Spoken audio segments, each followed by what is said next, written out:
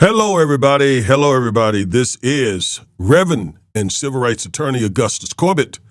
Thank you for watching this video. And this is an exciting video about an exciting person. This is about Leticia James, the Attorney General of the state of New York, a Brooklynite. I know a thing or two about strong black women from Brooklyn. Have a couple of sisters. Yes. And so Miss James reminds me a lot of my sisters who are Bed-Stuy Brooklynites. And Miss James has been standing strong against Trump. So we got a New York showdown, basically. Donald Trump, president, and Attorney General Leticia James. And Miss James recently did a speech at the National Action Network, which is ran by the Reverend Al Sharpton. And she made some remarks that are just absolutely on fire. And I want to bring those remarks to you. They are on fire. So if you've been feeling just a little bit down and you didn't feel like, hey, I really got any more to give to this fight for our democracy, for our rights as African Americans, I promise you what you are about to hear is going to fire you up. I promise you that. Okay? Now, I'm going to put her on. I'm going to be on the screen. It's about a 10 or 11-minute video. I can't just let it play because of YouTube rules. So I've got to make some comments, but I promise you I will not interrupt her very much at all because I want you to hear and feel the fire that she has in these comments. Okay? So let's go. Let's go over there. Just say a few words because let me apologize to all of the honorees. I have to leave right after I speak. Why? One, because as you know, yesterday they fired thousands of HHS workers.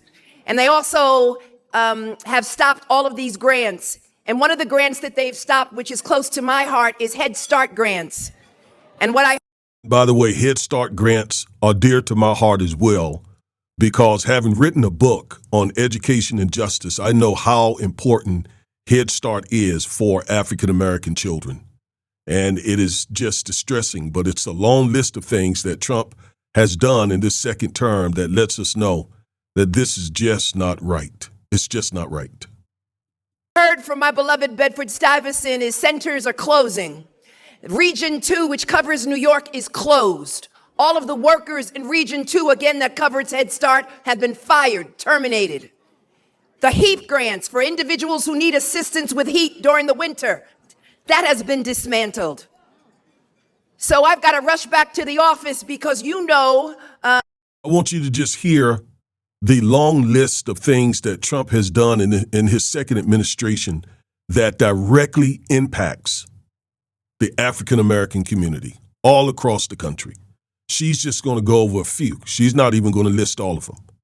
Check this out. There's nothing more close to my heart than a lawsuit. And so you tell Donald Trump the lawsuit's coming. It's just a matter of hours. It's coming.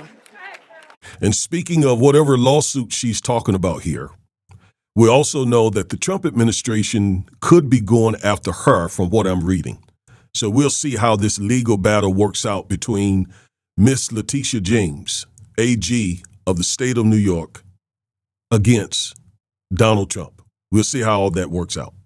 And so it's great to be in here among so many friends and so many kindred spirits to promote a modern civil rights agenda, an agenda that includes one standard of justice for all people and social equity for all communities. There's something powerful than being in a room full of dynamic and change-making women, because as we all know that there's nothing more dangerous than a woman with a made-up mind, and my mind is made up.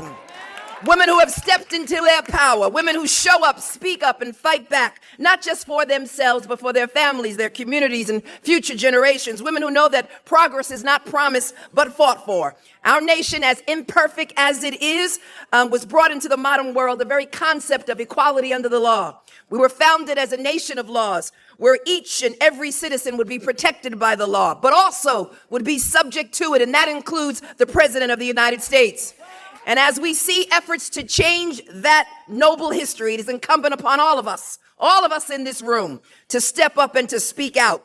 The Constitution laid out clear guidelines on how to run our government, on how to protect our most basic rights, and on how to ensure against tyranny. Especially now, as we see the new administration in Washington on a literal rampage of lawlessness, cruelty, aggressiveness, and overt bigotry. Reducing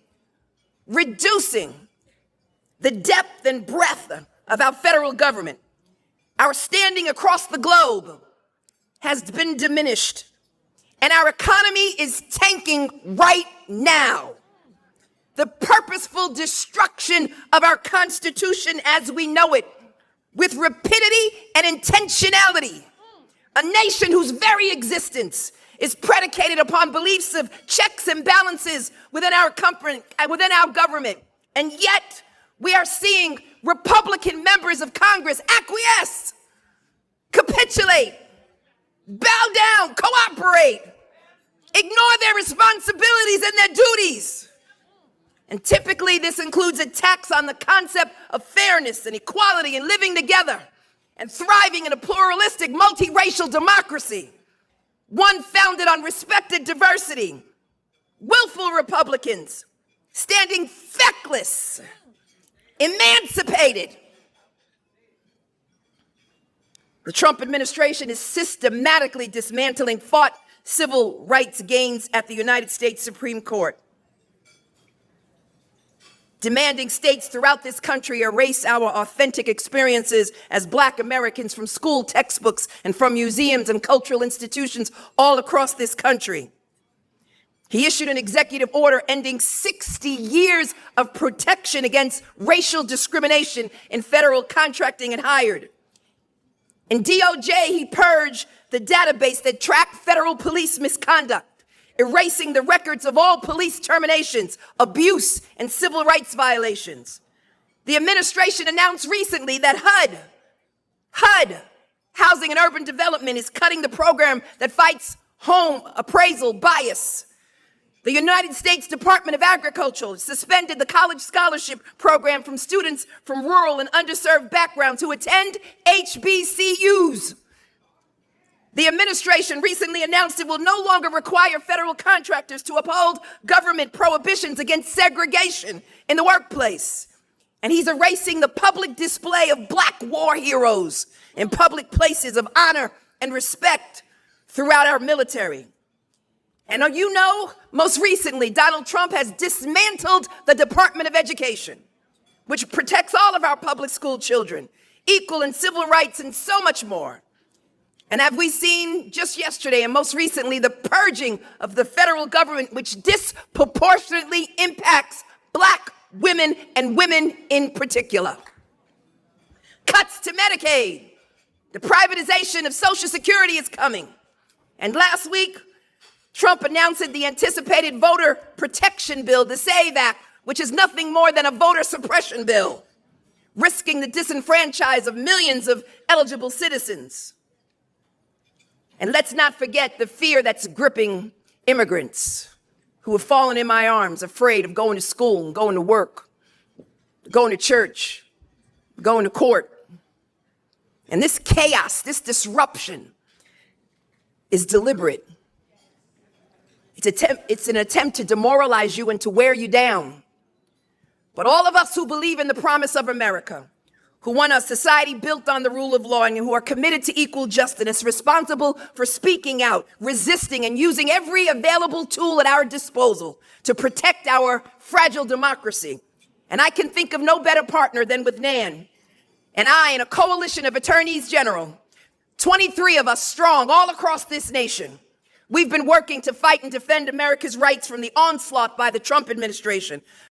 Let me say that those attorney generals, man, if it wasn't for them, literally, if it wasn't for those attorneys general, I don't know what we would do right now, because they're the ones who are keeping a lot of Trump's policies in federal court. And we're winning some battles in federal court. So a big shout out to Leticia James and her attorneys general colleagues. Okay? All right, so let's go back to her speech. She is really on fire. To oppose the manipulation and the reinterpretation of our laws and our Constitution, and we have been winning. We filed legal actions, lawsuits, briefs to combat President Trump's illegal efforts, winning temporary restraining orders, preliminary injunctions, one after one after one, because we were ready. We anticipated this. And each and every day he files an illegal executive order, we strike back. And so as the Attorney General of this great state, I want you to know that we are prepared to battle to save our democracy, to not sit idly by while he ushers in a totalitarian form of government. Because democracy, my friends, requires courage. And courage runs through our DNA as a people. And we may encounter defeats, but we will not be defeated. So in the spirit of our ancestors, Harriet Tubman, Sojourner Truth, Ida B. Wells, and Hazel Dukes, we will not bow, we will not break, and we will not bend. We will be fearless and fight on, because we are fighting a righteous and a noble cause, because fighting is part of our history.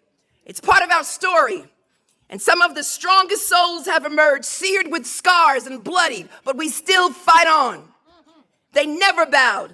They fought on in honor of our ancestors, in honor of all of their sacrifice. We've got to fight on.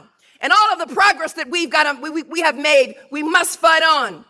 Because I refuse to surrender my rights. Fight on. Because I've been trained by adversity and tried by fire, because I'm from Brooklyn. And I'm from North Carolina, and that same fight is in me as well. Maybe even more so, because I am a direct descendant of enslaved people. My great-great-grandfather, Thomas Williams, and his wife, Emily Williams, were enslaved on the Williams plantation. There is nothing in me but fight and resolve. So I feel you there, sister. Because I'm a part of a fellowship of fighters. Fight on, because I won't slow down. I won't back up. And you can rest assured that I won't shut up either. My mission is clear. I'm focused. I'm prepared. I'm ready. I've been trained by the best. I went to Howard University. I went to North Carolina A&T and North Carolina Central University, HBCUs. That overturned legal segregation in this country. I've been taught in those classrooms where Thurgood Marshall once taught. I'm not afraid of no president. Donald Trump, we're ready for you. We're coming for you. We're standing up for you. We're fighting on. We're not going down silent. Victory, my friends, is clear. It's now. And I'm not waiting 4 years. I'm waiting 2 until a speaker by the name of Hakeem Jeffries comes to bring us some rest. Come on, ladies. It's up to us. We saved this democracy before. We'll save it now. Let's go. That's what I'm talking about. That is the profile of courage, of fearlessness, of bravery, of resolve, resilience. All the qualities that we have had to hold on to for the last 400 years. I hope that fired you up. I hope that fired you up. Some of you have said you needed some rest. I hope you got that rest, and I hope you're now ready to get back in this fight, not from behind the screen, but out front, on stage, on Front Street, because that's where we need to be. We got to show who we are. We continue the boycotting. We continue the things that we can do in silence, but we got to show up. We got to show our face, just like Attorney General Leticia James just said, just like our ancestors showed us that must be done. So again, I hope that fired you up just a little bit as we go into this Easter weekend. I really want you to think about this struggle that we're in as you think about our risen Savior, who was subjected to capital punishment by an unjust an unjust criminal system. He had committed no sins. He had committed no crimes. He had only loved people, and yet they subjected him to that. But in 3 days, he got up. Hell couldn't hold him any longer. He got up. And when he got up, folks, I got up. You got up. So, with the words of Leticia James and the memory of our risen Savior, have a good weekend. Blessings. And remember, stay woke.